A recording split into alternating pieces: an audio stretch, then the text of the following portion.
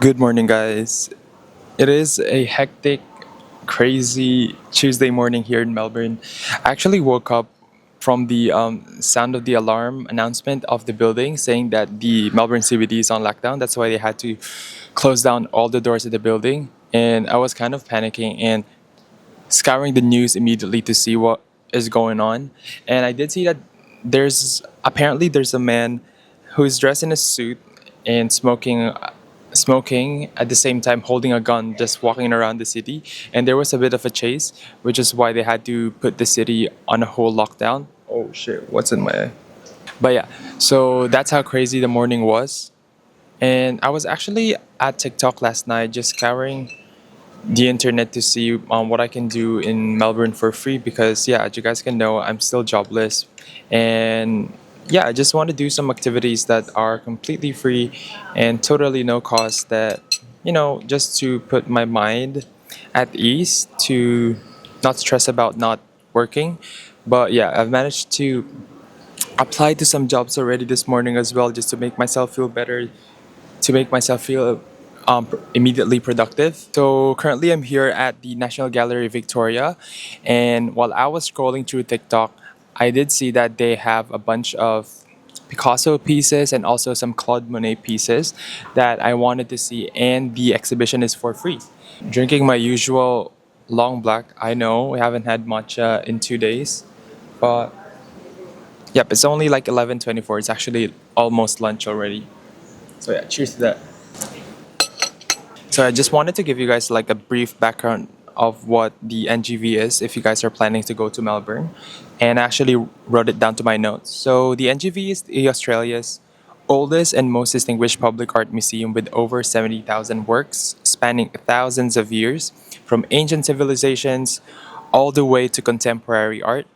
And it's spread across two incredible buildings, the NGV International on St. Kilda Road, which is the one I'm currently in, and the Ian Potter Center at Fedsker. Both of them are actually just nearby. Like you can go to the Ian Potter Museum in less than like 5 minutes from here. Yep. So just like what I've said, I've seen some Picasso and Monet pieces, and I did see the Weeping Woman artwork by Picasso. And yeah, I've also came across some Nakashima woodworks, which is really good. And fun fact, when I was starting to know BTS and I was diving through what the members' interests are, and actually learned about George Nakashima's craftsmanship woodworks through Namjoon because he actually like collects them. I actually just wanted to talk about as well my sort of realizations after visiting this museum. Yeah, when you're walking through all of this, and it really makes you think about how subjective art is.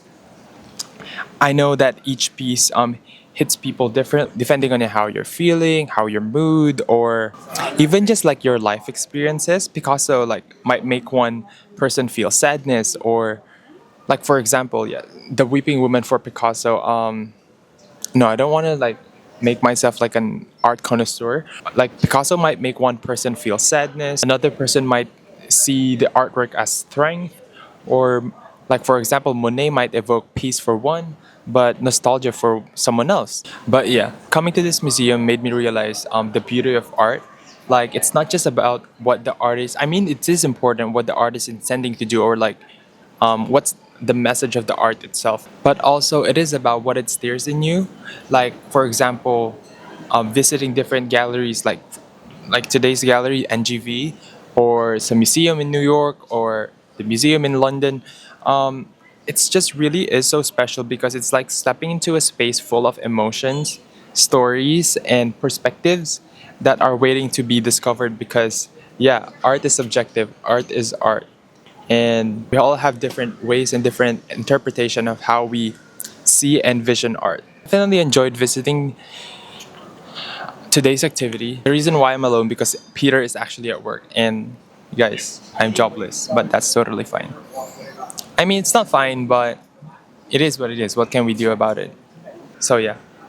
By the way, is this working? I don't want to, Also, if you guys haven't watched the previous video that Peter and I uploaded, it was actually me and Peter comparing our personalities. I'm an ENFJ, he is an INTP, and we sort of discussed how the difference between the two personalities and depending on their take on relationships or the way they cope, the way we see ourselves. And yeah, you guys should definitely watch that episode. It's sort of kind of like a podcast episode. Also, do you guys like the setup? I know I've talked about this on the beach video that we want to do podcast episodes that are outdoors, outside, and put us all into this headspace where we can actually think because we see different people, we see different walks of life, and that sort of like connects and touches my core on what to say and what to express because, yeah, I get inspired by others.